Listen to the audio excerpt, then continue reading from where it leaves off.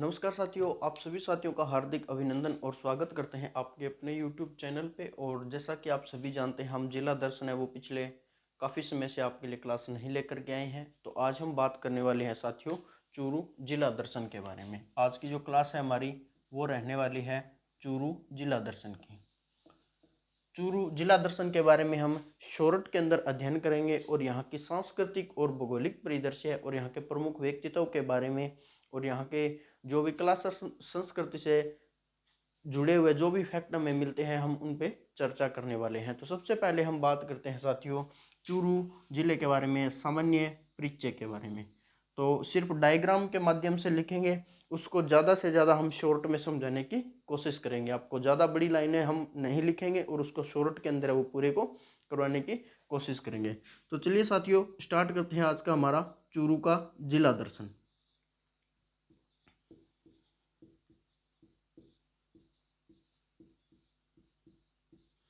चूरू जिला दर्शन।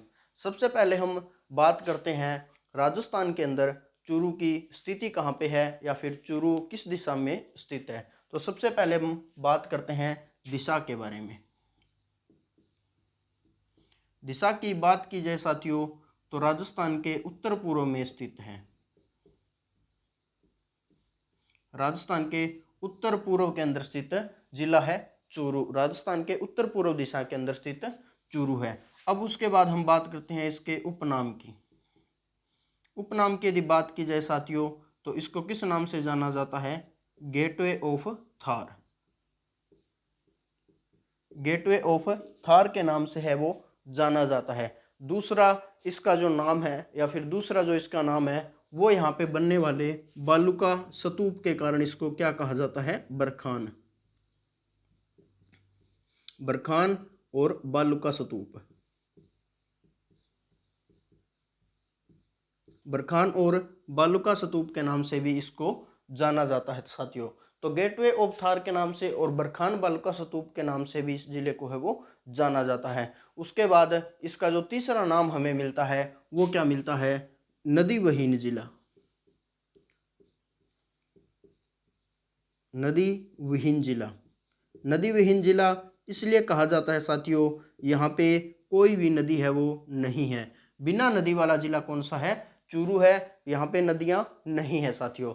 अब उसके बाद बात करें साथियों यहाँ के जो स्थापना करने वाले हैं या फिर जिसके द्वारा यहाँ की इस चूरू जिले की स्थापना की गई थी उनका नाम क्या था।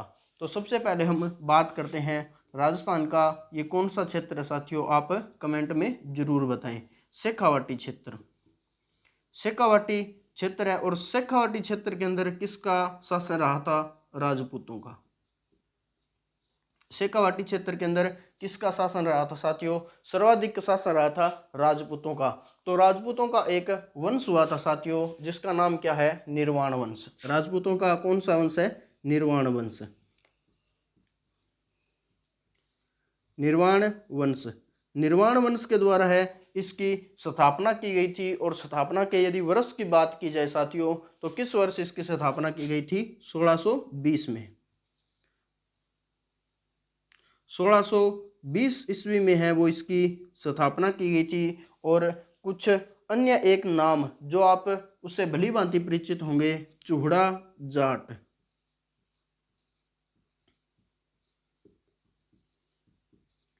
चूहड़ा जाट नामक एक व्यक्ति था साथियों जिसके द्वारा है वो चूरू जिले की स्थापना की गई थी। निर्वाण वंश के में 1620 में चूहड़ा नामक एक जाट व्यक्ति था जिसके द्वारा है वो इसकी स्थापना की गई थी और 1620 के अंदर है वो इसकी स्थापना की गई थी। उसके बाद साथियों यहाँ का जो भौगोलिक परिदृश्य है और या फिर जो भूगोल से जुड़े हुए यहाँ के जो महत्वपूर्ण फैक्ट है और अन्य जिलों और अन्य राज्यों के साथ जो इसकी सीमा लगती है उसके बारे में बात करते हैं। तो सबसे पहले हम बात करते हैं सीमा क्षेत्र के बारे में।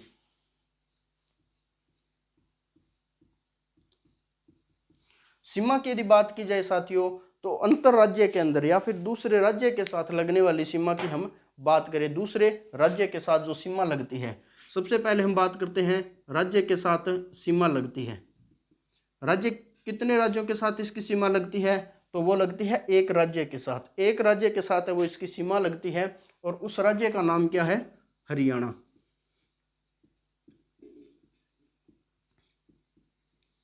हरियाणा राज्य के साथ है वो इसकी क्या लगती है, अंतर्राज्यीय सीमा है। और इसी के साथ जो पास में या फिर चारों तरफ लगने वाले जिले हैं या फिर जो अन्य जिलों के साथ इसकी सीमा लगती है, वो कितने जिले हैं साथियों, जिले की जो सीमा लगती है या फिर अन्य जिलों के साथ चूरू जिला है वो सीमा लगाता है, उसके अंदर कितने राज्यों को, जिलों को शामिल किया गया है, 6 जिलों को उसके अंदर शामिल किया गया है। तो वो कौन कौन से जिले हैं जिनके साथ इसकी सीमा लगती है, तो एक नंबर पे आता है साथियों, एक नंबर पे बात करते हैं साथियों नागौर जिला, नागौर। उसके बाद सीकर, हनुमानगढ़, बीकानेर,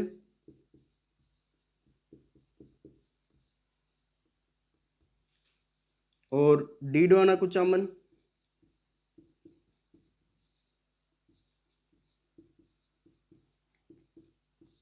डीडवाना कुचामन, नागौर, सीकर, हनुमानगढ़, बीकानेर और डीडवाना कुचामन। और एक जिला रह गया, उसका नाम क्या है, झुंझुनू।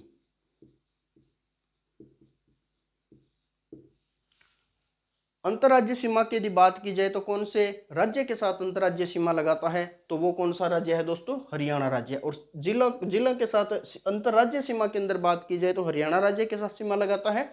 और यदि जिलों की बात की जाए तो कौन से जिले हैं या फिर जो 6 जिले हैं उनका क्या नाम है, नागौर, सीकर, हनुमानगढ़, बीकानेर और डीडवाना कुचामन और झुंझुनू के साथ है, वो 6 जिलों के साथ क्या करता है, ये अपनी सीमा लगाता है। अब उसके बाद दोस्तों कुछ जगहों पे आपको ये भी मिलेगा कि श्री गंगानगर के साथ है वो सीमा लगाता है।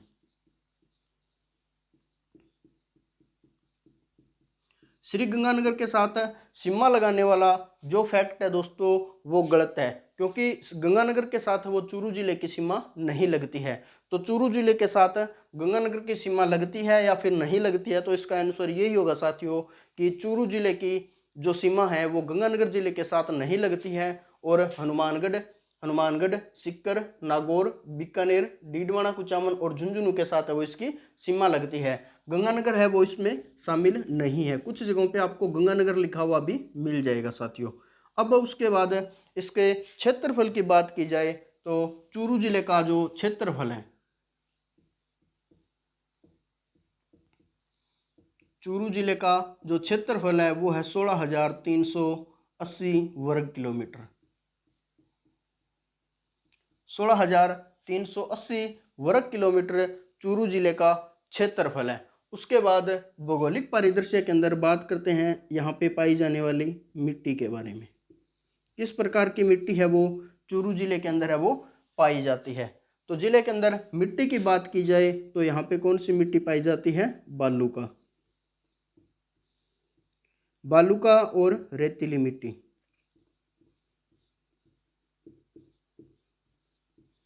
बालूका और रेतीली मिट्टी है वो यहाँ पे पाई जाती है। और उसके बाद यदि बात करें वनस्पति की,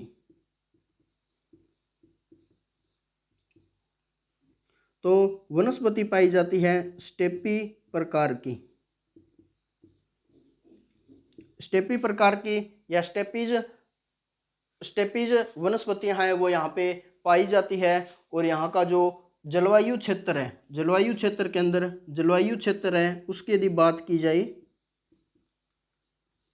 जलवायु क्षेत्र, जलवायु क्षेत्र है यहाँ का अर्ध शुष्क, अर्ध शुष्क जलवायु यहाँ की है वो पाई जाती है। और यदि कोपेन के नियम के अनुसार यदि बात की जाए तो वो किस प्रकार की है, BSHW, कोपेन के अनुसार,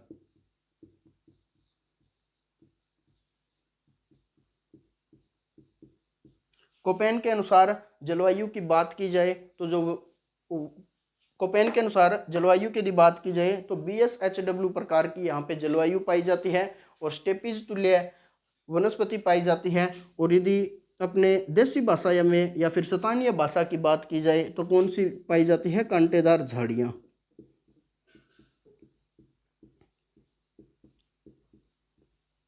कांटेदार झाड़ियाँ और छोटी पत्तियों वाले वृक्ष,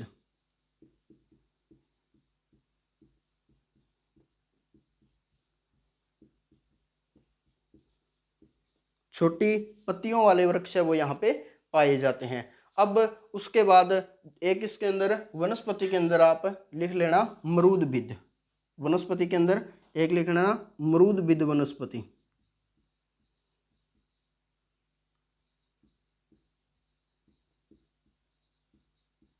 मरूदबिद वनस्पति भी आप इसके अंदर लिख लेना साथियों।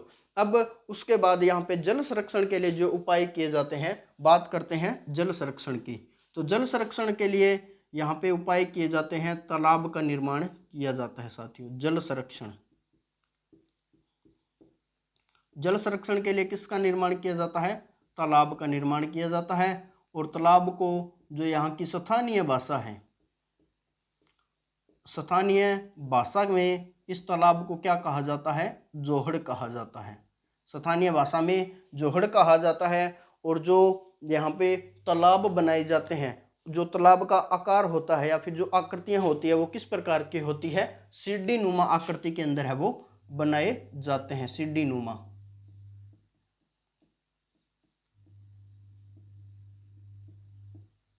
सीढ़ी नुमा आकृति के तालाब बनाए जाते हैं और स्थानीय भाषा में है उन्हें क्या कहा जाता है? जोहड़ कहा जाता है साथियों। और उसके बाद यहाँ पे नदियाँ नहीं हैं तो किस नाम से इस जिले को जाना जाता है? नदी विहीन क्षेत्र या फिर नदी विहीन जिले के नाम से भी जाना जाता है। नदियाँ नहीं है किंतु यहाँ पे कुछ महत्वपूर्ण जिले हैं जो कि परीक्षा की दृष्टि से उनको बारे में काफ़ी बार पूछा जाता है। क्योंकि नदियाँ नहीं है, वहाँ पे 3 महत्वपूर्ण जिले हैं। उन जिलों के अंदर कौन कौन सी जिले हैं आप लिखो उनको। जिलों की यदि बात की जाए तो 1 नंबर पे झील आती है दोस्तों, ताल छापर।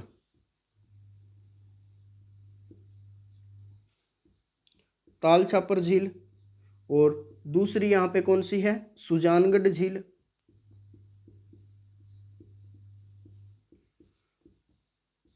और तीसरी कौन सी है? पणिहारी झील।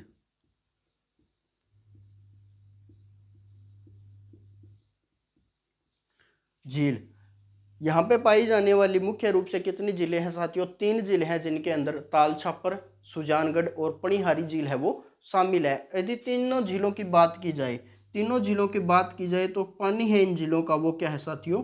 खारा पानी है। तो खारे पानी की झील है, खारे पानी की।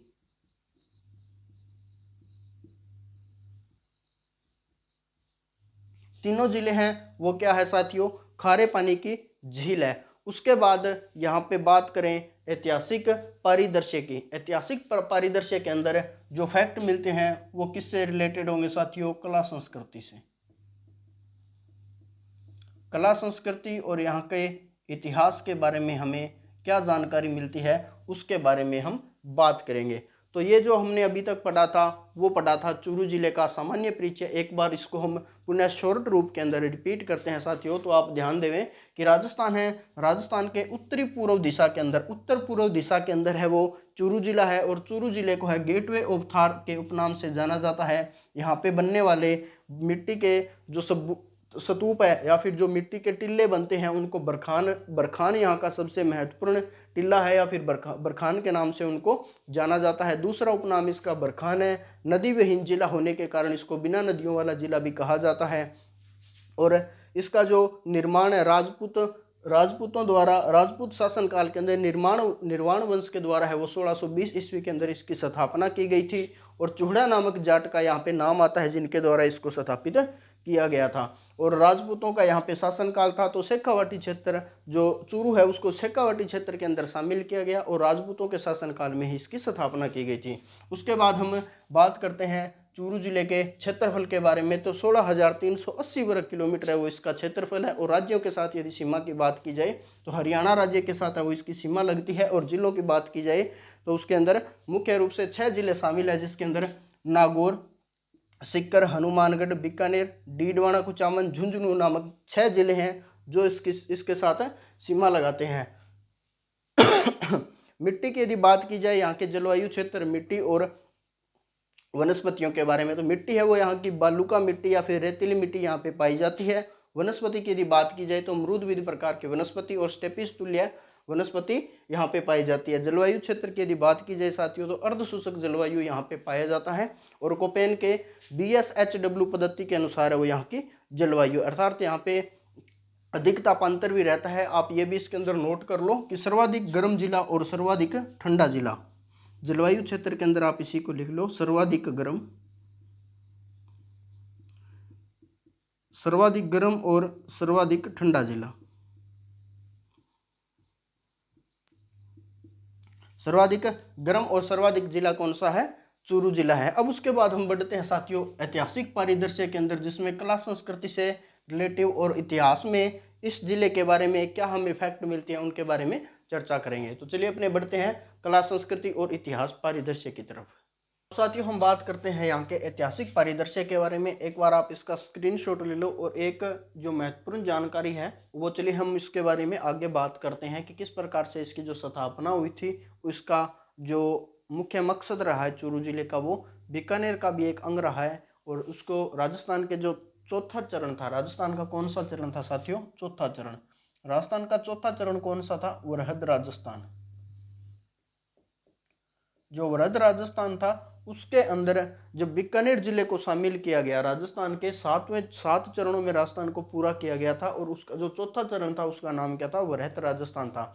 वृहद राजस्थान के अंदर जब राजस्थान के बीकानेर जिले को जो चौथे चरण के अंदर शामिल किया गया था साथियों, तो चूरू को भी इसी के अंदर है वो शामिल कर लिया गया था। और चूरू को शामिल करने का कारण क्या था कि जो बीकानेर राज्य था, बीकानेर राज्य के साथ इसका एक अभिन्न अंग कौन सा था? चूरू था। अब उसके बाद हम बात करते हैं इसके सांस्कृतिक परिदृश्य के बारे में, और जो वृहद राजस्थान जो चौथा चरण चूरू से संबंधित था उसके बारे में हम आगे दोबारा बात करेंगे। क्योंकि इतिहास के अंदर जब राजा आए थे, आपने सुना होगा कि चूरू जिले के अंदर आक्रमण होता है और सोने चांदी के जो गोले दाग दिए जाते थे, उसी से संबंधित है वो चौथे चरण जो वृहद राजस्थान है, उसी कारण इसका अभिन्न अंग था।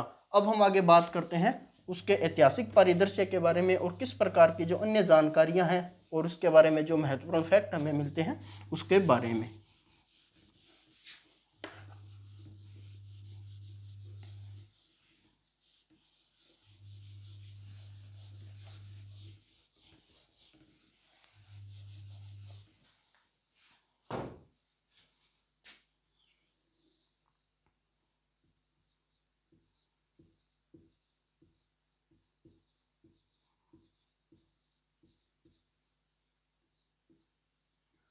चलिए स्टार्ट करते हैं ऐतिहासिक परिदृश्य। ऐतिहासिक परिदृश्य के अंदर हम इतिहास में जो चूरू के अंदर घटित घटनाएं हुई है उनके बारे में हम जानकारियां प्राप्त करेंगे। तो सबसे पहले हम बात करेंगे यहाँ की जो ऐतिहासिक दृष्टि है वो भारत के अंदर चूरू का क्या रोल रहा है या फिर क्या उसकी महत्वपूर्ण भूमिका रही है। प्राचीन भारत का एक महान क्षेत्र,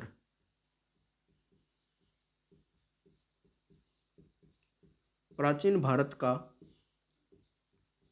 एक महान योद्धा क्षेत्र, क्योंकि यहाँ पे बहुत ही महत्वपूर्ण या फिर सर्वाधिक ताकतवर या शक्तिशाली राजाओं का शासन रहा है, तो इसी कारण इसको एक योद्धा क्षेत्र के नाम से भी जाना जाता है। उसके बाद साथियों दूसरा इसका फैक्ट क्या है? महाभारत के समय, महाभारत के समय जंगल प्रदेश का हिस्सा,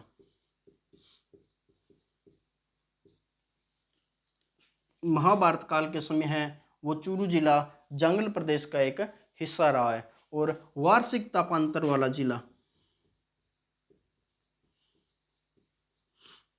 वार्षिक तापांतर,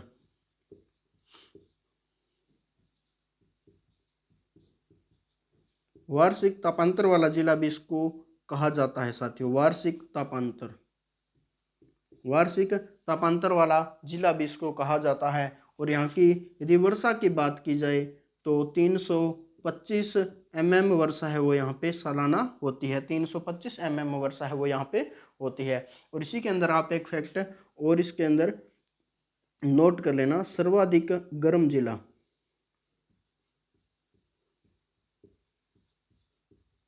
सर्वाधिक गर्म जिला। दूसरा फैक्ट इसके अंदर आप नोट कर लेना, सर्वाधिक ठंडा जिला।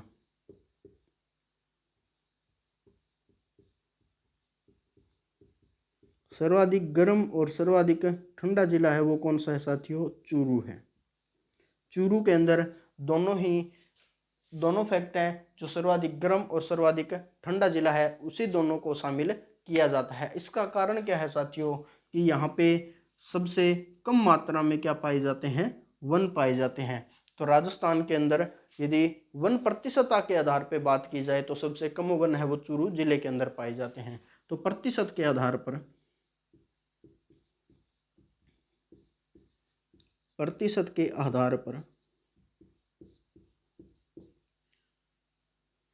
कम वन,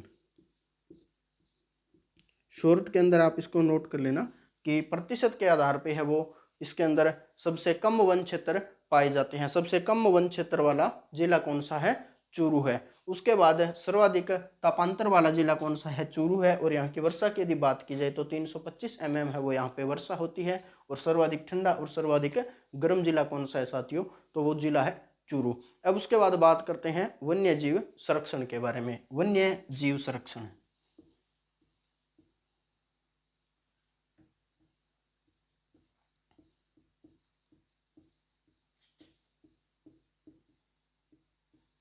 वन्य जीव संरक्षण के बारे में बात की जाए साथियों तो यहाँ पे दो क्षेत्र हैं, या फिर कोटसर और सावंतसर नामक क्षेत्र है जिसको रिजर्व क्षेत्र के अंदर शामिल किया गया है। कौन कौन से क्षेत्र हैं? कोटसर, सावंतसर, या फिर आपको साथियों जो सावंतसर है वो आपको सावंतसर भी लिखा हुआ मिल सकता है। कोटसर और सावंतसर ये क्या है? यहाँ के रिजर्व क्षेत्र है। रिजर्व क्षेत्र के अंदर इन दोनों को क्या किया गया है? शामिल किया गया है। शामिल करने का कारण क्या है दोस्तों? आप ज़्यादातर ज्योग्राफी के अंदर और इतिहास के अंदर एक शब्द पढ़ते होंगे जिसका जो शब्द मिलता है वो मिलता है आपको अखेट निषेध। अखेट निषेध क्षेत्र।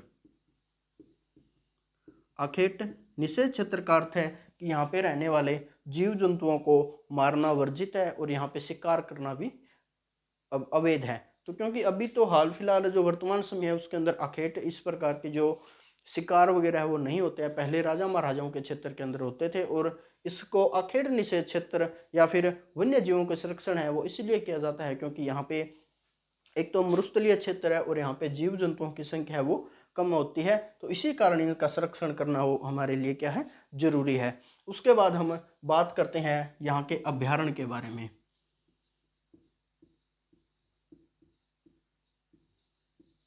अभ्यारण्य की बात की जाए तो यहाँ पे एक जाना माना अभ्यारण्य है दोस्तों जिसका नाम क्या है? ताल छापर।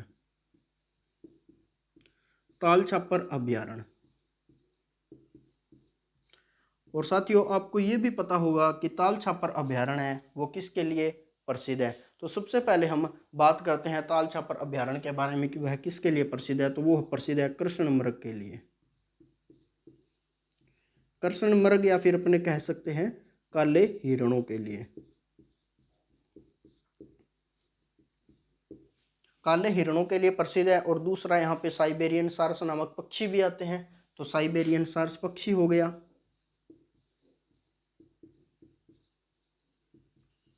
साइबेरियन सारस नामक पक्षी भी आता है। दूसरा आप इसके अंदर नोट कर लो कुर्जा पक्षी।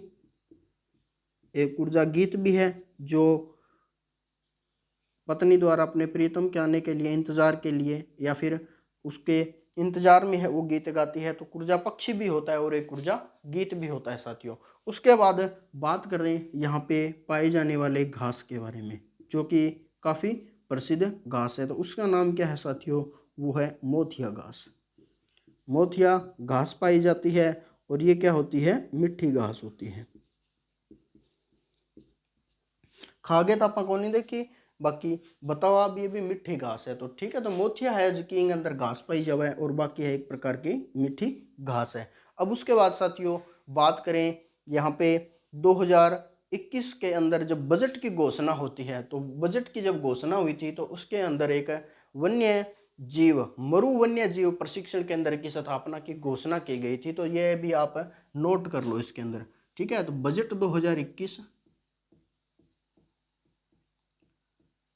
2021 में वन्य जीव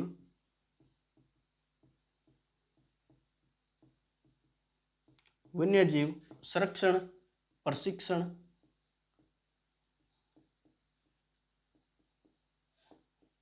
केंद्र की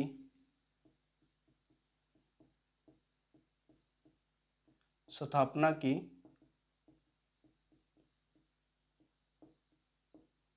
घोषणा की गई थी। ठीक है, बजट 2021 के अंदर वन्यजीव संरक्षण प्रशिक्षण संस्थान की है वो घोषणा की गई थी साथियों। अब उसके बाद यहाँ पे बात करें साथियों अर्थव्यवस्था के बारे में। यहाँ की अर्थव्यवस्था है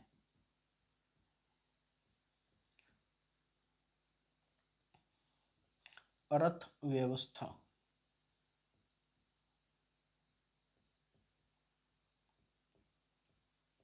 अर्थव्यवस्था की बात की जाए तो यहाँ पे मुख्य रूप से वो अर्थव्यवस्था यहाँ की किस पे आधारित है? पशु संपदा पे। पशु संपदा पे आधारित है और यहाँ पे मुख्य रूप से क्या पाई जाती है? गाय, भैंस, बकरियां भी पाई जाती है और भेड़ भी पाई जाती है। अब बात करें इनकी नस्लों की तो गाय के अंदर है वो कौन सी नस्ल पाई जाती है साथियों? वो पाई जाती है राठी नस्ल की। तो राठी नस्ल की गाय है वो यहाँ पे पाई जाती है और मुर्रा नस्ल की भैंस पाई जाती है। राठी नस्ल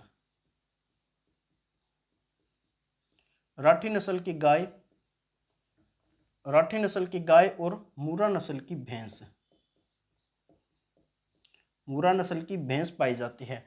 तो पशु संपदा के अंदर गाय और भैंस को पाला जाता है और दूसरा किसको पाला जाता है? गाय, बकरी और भेड़ का है वो यहाँ पे पालन किया जाता है। और भेड़ और जो बकरी है, बकरी के अंदर किसी प्रकार की नस्ल पाई जाती है? तो शेखावाटी क्षेत्र होने के कारण यहाँ पे पाई जाती है शेखावाटी नस्ल। शेखावाटी नस्ल की बकरियां हैं वो यहाँ पे पाई जाती है। और भेड़ की यदि बात की जाए तो वो कौन सी है? चोकला नस्ल। चोकला नस्ल की भेड़ें हैं वो यहाँ पे पाई जाती है। और कहा जाता है साथियों कि सर्वाधिक ऊन के लिए है वो इन भेड़ों का पालन है वो यहाँ पे किया जाता है। और ऊन उद्योग भी यहाँ पे लगाया गया है साथियों। उद्योगों के अंदर हम उनका अलग से चर्चा करेंगे। तो सर्वाधिक ऊन प्राप्ति के लिए ऊन प्रसिद्ध है इनकी।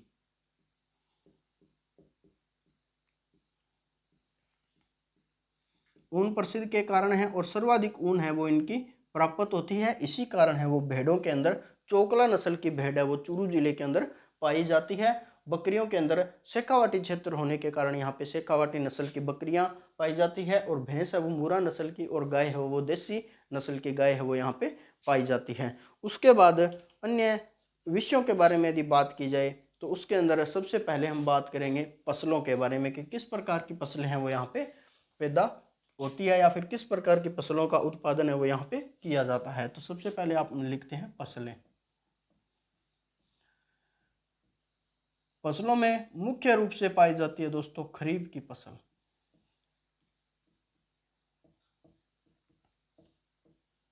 खरीफ की फसलों का उत्पादन इसके अंदर है वो किया जाता है।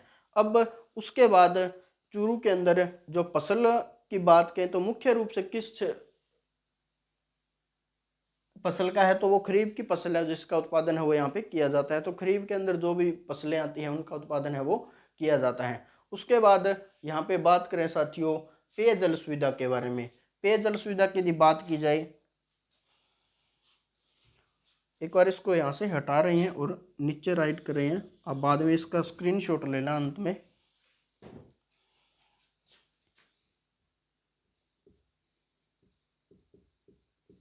सबसे कम वन वाला जिला किसके आधार पे? प्रतिशत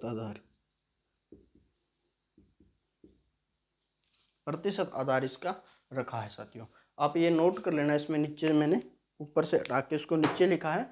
और उसके बाद पेयजल और जो यहाँ पे सिंचाई क्षेत्र है उसके यदि बात की जाए तो साथियों हमने पीछे पढ़ा था कि यहाँ पे नदियाँ नहीं है तो नदियों के द्वारा किसी प्रकार की सिंचाई हो यहाँ पे नहीं की जाती है। और जिलें थी तो वो उसके अंदर मुख्य 3 प्रकार की जिलें हमने आपको बताई थी। तो कौन कौन सी जिलें थी? ताल छापर थी एक, तो एक दूसरी उसके अंदर हमने सुजानगढ़ की बात की और तीसरी हमने कौन सी बात की थी? पणिहारी झील के बारे में बात की थी। अब उसके बाद यहाँ पे जो सिंचाई और पेयजल से संबंधित नहरें बनाई गई है उसके अंदर शामिल है चौधरी कुंभाराम लिफ्ट नहर। चौधरी कुंभाराम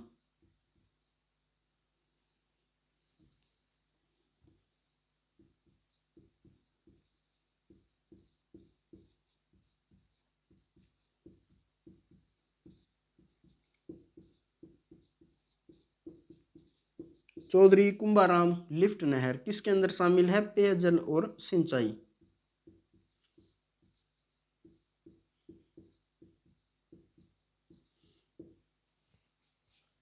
पेयजल और सिंचाई के लिए किसका उपयोग किया जाता है? चौधरी कुंभाराम लिफ्ट नहर का है वो प्रयोग किया जाता है। और इसी के द्वारा है जो लिफ्ट नहर निकाली गई है इसके द्वारा कौन कौन से कार्य है वो पूरे किए जाते हैं। तो पहला तो आ गया इसके अंदर, आप लिख लेना पेयजल, और दूसरा आप इसके अंदर क्या नोट करोगे? सिंचाई को। पेयजल और सिंचाई के लिए है वो इसका उपयोग किया जाता है। तो कुंभाराम लिफ्ट नहर है। और उसी के बाद योजना है वो क्या है? एक पेयजल की आपूर्ति करने वाली एक योजना है। तो पेयजल की आपूर्ति के लिए बनाई गई योजना कौन सी है साथियों? अपनी योजना बनाई गई है और किसकी सहायता से है वो चलाई जा रही है साथियों? तो इसकी सहायता की यदि बात की जाए तो कौन सा देश का है, कौन सा देश है जो इसको चलाने में सहायता कर रहा है? तो वो कौन सा देश है साथियों? जर्मनी है। जर्मनी की सहायता से है वो अपनी योजना का आरंभ है वो चूरू जिले के अंदर और अन्य कई जिलों के अंदर है वो इसका संचालन है वो किया जा रहा है साथियों। अब उसके बाद साथियों यहाँ पे जो उद्योग है उनके यदि बात की जाए तो औद्योगिक क्षेत्र के अंदर कौन कौन से उद्योग है जो इसमें शामिल है? तो एक बार आप इसका स्क्रीनशॉट ले लो, उसके बाद हम बात करेंगे कि कौन कौन से उद्योग है जो यहाँ पे चलाए जा रहे हैं।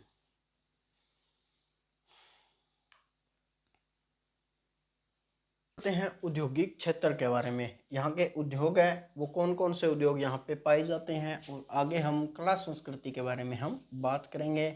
यहाँ पे बनाई गई हवेलियाँ और किले, और यहाँ पे कौन कौन से शिल्प कार्य है वो यहाँ पे किए जाते हैं, या फिर किस प्रकार के कार्य है वो यहाँ के व्यक्तियों द्वारा या फिर अर्थव्यवस्था को सुधार करने में है वो यहाँ पे किए जा रहे हैं। तो 1620 के अंदर चूरू जिले की स्थापना, और किसके द्वारा? निर्वाण वंश के चूहड़ा नामक एक जाट व्यक्ति के द्वारा इसकी स्थापना। और मृद विविध प्रकार की यहाँ पे वनस्पति पाई जाती है, और कांटेदार और छोटी पत्तियों वाले वृक्ष हैं। झीलें यहाँ पे है नहीं, तो इसी कारण नदियाँ यहाँ पे है नहीं। और 3 जिले जिसके अंदर ताल छापर, सुजानगढ़, पणिहारी जिले हैं वो शामिल है। और यहाँ की जो जलवायु है वो कोपेन के BSHW पद्धति के अनुसार है वो यहाँ की जलवायु है। अब उसके बाद साथियों जो महत्वपूर्ण फैक्ट है आप उनको ज़्यादा से ज़्यादा उनका रट्टा मारो, उनको याद करने का प्रयास करो। अब उसके बाद हम साथियों बात करेंगे यहाँ के उद्योग के बारे में कि किस प्रकार के उद्योग या कौन कौन से उद्योग है वो यहाँ पे चलाए जा रहे हैं। कुछ लघु उद्योग होंगे क्योंकि क्षेत्र के अंदर कुछ लघु और कुछ वृहत उद्योग शामिल होते हैं, और कुछ ऐसे क्षेत्र हैं जिनके अंदर लघु और वृहत न होकर उनके अंदर मीडियम आकार के या फिर छोटे उद्योग है वो चलाए जाते हैं। तो यहाँ पे कौन कौन से उद्योग है जो चलाए जाते हैं? पहला यहाँ पे है बालू का पत्थर उद्योग। पहला कौन सा है? बालू का पत्थर उद्योग।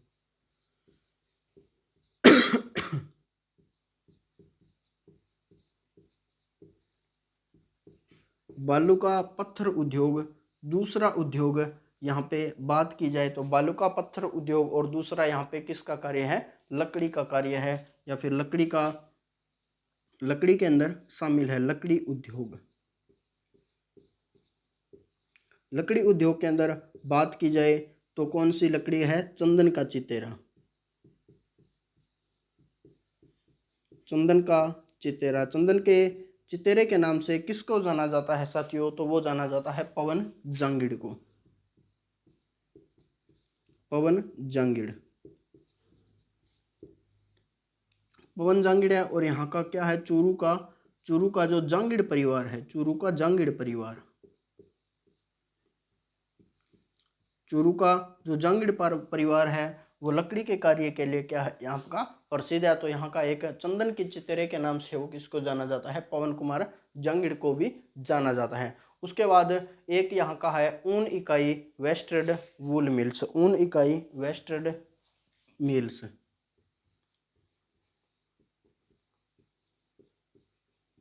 ऊन इकाई की क्या है, 2 है, और इसके अंदर कौन सी है, वेस्टेड वुलन मिल्स,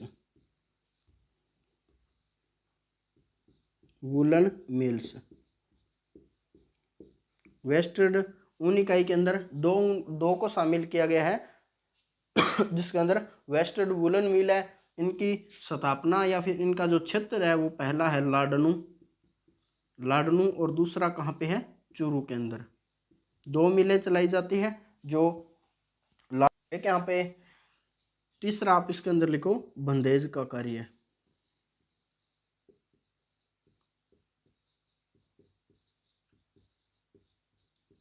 बंदेज का कार्य है वो भी यहीं पे किया जाता है। अब उसके बाद हम बात करते हैं चूरू का किला।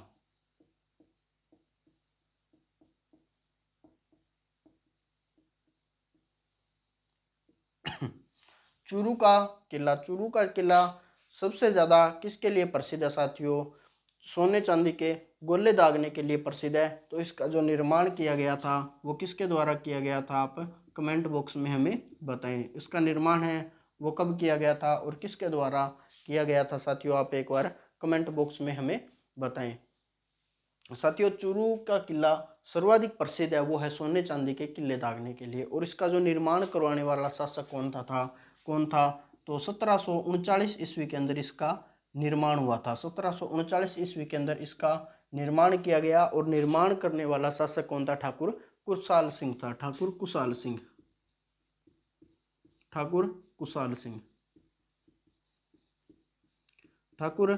सिंह के द्वारा है वो इसका निर्माण किया गया था। और इसके ऊपर आक्रमण करने वाले कौन थे, बीकानेर के ठाकुर सूरत सिंह थे। बीकानेर के ठाकुर सूरत सिंह थे। बीकानेर शासक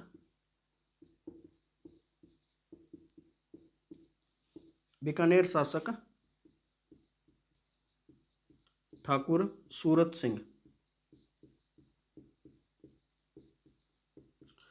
सिंह द्वारा क्या किया जाता है, इसके ऊपर आक्रमण किया जाता है। निर्माण करने वाला शासक ठाकुर कुशाल सिंह और बीकानेर का शासक ठाकुर, जब सूरत सिंह आक्रमण करता है चूरू जिले पे तो उस समय यहाँ के राजा कौन थे, ठाकुर शिव सिंह।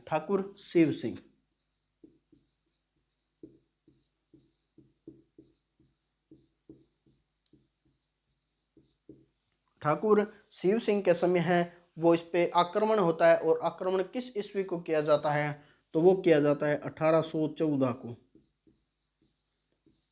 1814 ईस्वी में है वो बीकानेर के शासक ठाकुर सूरत सिंह के द्वारा है वो चूरू किले पे है वो आक्रमण किया जाता है। और किले का निर्माण करने वाला शासक ठाकुर कुशाल सिंह था। और ठाकुर शिव सिंह के कार्यकाल या फिर शासनकाल के दौरान है वो बीकानेर के सूरत सिंह 1814 ईस्वी के अंदर आक्रमण करते हैं। और किले के अंदर इस्पात और गोला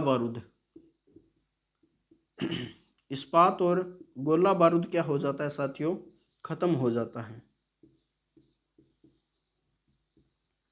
गोला बारूद खत्म हो गया था। और खत्म होने के बाद ठाकुर जो शिव सिंह थे उनके द्वारा क्या दागे गए थे, चांदी व सोने के गोले।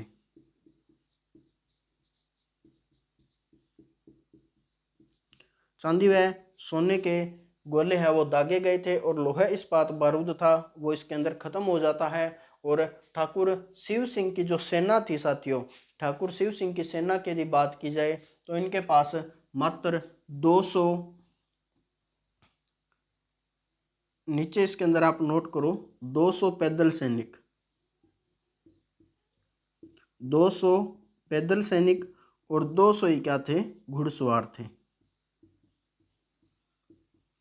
200 पैदल और 200 घुड़सवार सैनिक इनके पास थे। इनकी छोटी सी सेना थी। और बीकानेर के शासक सूरत सिंह को है इन्होंने इस युद्ध के अंदर हरा दिया था। और दुर्ग के अंदर या फिर किले के अंदर जो सोना चांदी इस्पात और बारूद था वो खत्म हो जाता है। तो वो अपने दुश्मनों पे या फिर आक्रमणकारियों पे है वो चांदी के गोले दागते हैं। तो इसी कारण चूरू जिले के अंदर या फिर राजस्थान के अंदर सोने चांदी दागने वाले शासक ठाकुर कुशाल सिंह है वो काफ़ी प्रसिद्ध है और काफ़ी चर्चा के अंदर भी रहे थे साथियों। अब उसके बाद यहाँ पे बात करते हैं बिन्नोदेसर का किला। बिन्नादेसर का किला है वो, उसका निर्माण है वो ठाकुर दुल्ले सिंह के द्वारा किया गया था। बिन्नादेसर का किला, बिन्नादेसर यहाँ का एक क्षेत्र है जहाँ पे किले का निर्माण है वो किया गया था। लिखते हैं नीचे बिन्नादेसर का किला।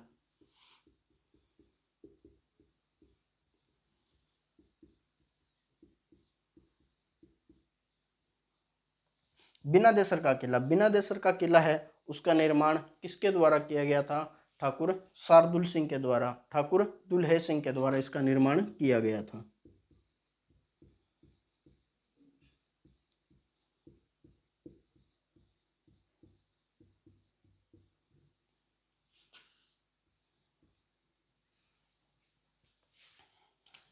इसका निर्माण दुल्हे सिंह के द्वारा किया गया और किसके समय किया गया था? तो महाराजा गंगा सिंह के समय,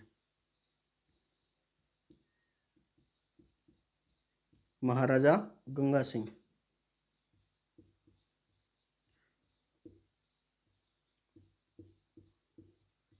महाराजा गंगा सिंह के समय में किया गया था। और जो बिन्नादेसर का किला है जो, या फिर अपने बिन्नादेसर का जो किला है उसके बारे में कह सकते हैं कि ठाकुर दुल्हे सिंह के द्वारा जो निर्माण किया गया, उस समय महाराजा गंगा सिंह थे, या फिर जो बीकानेर के शासक कौन थे? महाराजा गंगा सिंह थे, उनका शासनकाल था। और महाराजा गंगा सिंह और दुल्ले सिंह के बीच में क्या संबंध था? तो महाराजा गंगा सिंह के दीवान कौन थे? दुल्ले सिंह थे। तो इसमें आप ये भी नोट करो, ठाकुर दुल्ले सिंह क्या थे? महाराजा गंगा सिंह के दीवान, महाराजा गंगा सिंह के क्या थे साथियों? ये दीवान रहे थे। अब उसके बाद हम बात करते हैं यहाँ के बनाए गए सर्व धर्म सम्मान मंदिर के बारे में। एक यहाँ पे मंदिर बनाया गया था जिसका नाम क्या था? सर्व धर्म सम्मान मंदिर।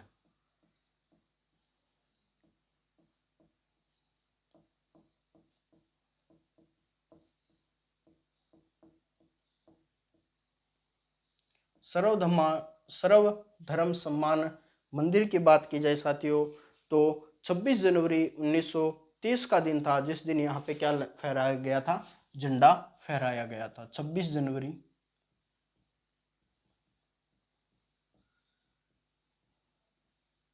1930 का भारत का झंडा पहली बार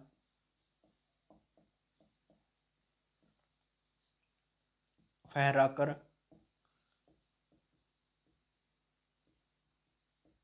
स्वतंत्रता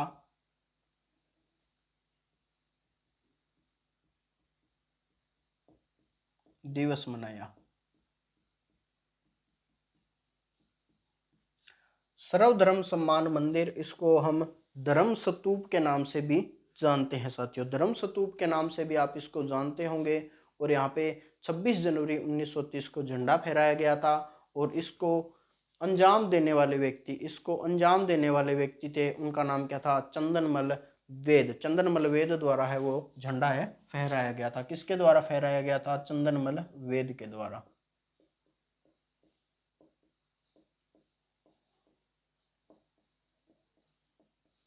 चंदनमल वेद के द्वारा है वो यह, या फिर इस कार्रवाई को अंजाम दिया गया था। 26 जनवरी 1930 को सर्वधर्म हितकारिणी सभा, सर्वधर्म हितकारिणी सभा भी आपको इसका नाम मिल सकता है। सर्वधर्म हितकारिणी सभा, सर्वधर्म हितकारिणी सभा भी नाम आपको इसका मिल सकता है। और इसको सर्वधर्म सम्मान मंदिर के नाम से भी जाना जाता है। 26 जनवरी 1930 को चंदनमल वेद के द्वारा है वो यहाँ पे भारत का झंडा फहराकर स्वतंत्रता दिवस है वो मनाया गया था। तो एक बार पुनः अपने इसको रिपीट करते हुए चलते हैं साथियों। आगे हम बात करेंगे फिर यहाँ की हवेलियों के बारे में। सबसे पहले अपने बात करते हैं यहाँ के उद्योगों के बारे में। उद्योगों की बात की जाए तो बालू का पत्थर उद्योग यहाँ पे किया जाता है। और लकड़ी उद्योग के लिए चंदन के चितरे के नाम से चूरू का जांगिड़ परिवार और पवन जांगिड़ है वो इसके लिए प्रसिद्ध है, जिन्होंने नेपाल के पीएम को पिछले साल या फिर इसी साल जब उनको इसी साल 2023 के अंदर, अर्थात पिछले साल की बात की जाए तो 2023 के अंदर उनको चंदन की लकड़ी पे एक बनी हुई मोर पंखी भेंट की थी और उनका सम्मान किया था प्रधानमंत्री नरेंद्र मोदी जी द्वारा। और नेपाल के प्रधानमंत्री द्वारा जब मिलन होता है तो उसी मिलन के दौरान पवन जांगिड़ द्वारा चंदन की लकड़ी पे बनाई गई मोर पंखी या फिर कृष्ण का जो प्रतीक था उस समर्थित चिन्ह के द्वारा उनको देकर के सम्मानित किया गया था। और ऊन इकाई वेस्टेड वुलन मिल है वो यहाँ पे 2 मिल स्थापित है उनके लिए, जिसका एक तो लाडनू के अंदर है और दूसरे कहाँ पे है, चूरू के अंदर है। उसके बाद बंदेज का कार्य है वो किया जाता है, वो कहाँ पे किया जाता है बंदेज का कार्य किया जाता है सुजानगढ़ में। सुजानगढ़ क्षेत्र के अंदर बंदेज का कार्य किया जाता है, वो वहाँ का क्या है, काफी प्रसिद्ध कार्य है। उसके बाद यहाँ के बात की जाए बिनादेसर किले के बारे में तो ठाकुर दुल्हे सिंह के द्वारा इसका निर्माण किया गया था और महाराजा गंगा सिंह के दीवान थे दुल्हे सिंह जिनके द्वारा इस किले का निर्माण किया गया था। उसके बाद हम बात करते हैं चूरू जिले के बारे में। चूरू का किला है उसका निर्माण 1739 ईस्वी में ठाकुर कुशाल सिंह के द्वारा करवाया गया था और बीकानेर के शासक ठाकुर सूरत सिंह के द्वारा उन पर जब आक्रमण किया जाता है तो दुर्ग के अंदर लोहा बारूद और इस्पात खत्म हो गया था। इसी कारण ठाकुर शिव सिंह के द्वारा है वो चांदी और सोने के गोले अपने आक्रमणकारियों पर दागे गए थे। इसी के कारण है वो शिव सिंह, चूरू के जो शासक ठाकुर शिव सिंह थे वो काफ़ी चर्चा में रहे थे। उसके बाद हम बात करते हैं इनकी सैनिक क्षमता के बारे में। तो जो ठाकुर शिव सिंह थे उनकी सैनिक क्षमता के अंदर 200 पैदल सैनिक और 200 घुड़सवार सैनिक शामिल थे। अब उसके बाद साथियों हम बात करते हैं आगे चूरू जिले की जो मुख्य हवेलियां हैं उनके बारे में बात करेंगे।